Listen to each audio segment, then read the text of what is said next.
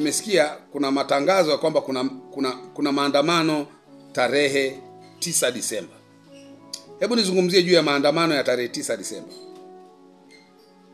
Ni kosa, naomba mnisikize vizuri, ni kosa kwa vyombo vya usalama na serikali kwa ujumla. Ni kosa kisheria na ni kuvunja katiba kuzuia watu kuandamana.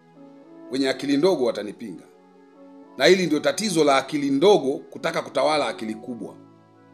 Kuzuia maandamano ni kosa na ni uvunjifu wa katiba, kwa sababu maandamano ni haki ya kikatiba. Kosa kikatiba, huwezi kuzuia maandamano kwa sababu yako kikatiba. Huwezi kuvunja sheria kwa sababu maandamano ni haki ya kikatiba. Sasa mnachotakiwa kufanya ni nini?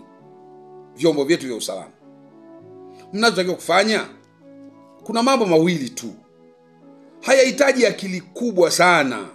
Hebu chunguzeni na kufuatilia haya maandamano ya tarehe 9 Disemba yanaratibiwa na nani? Nani kiongozi wake? Nani anayeongoza hayo maandamano?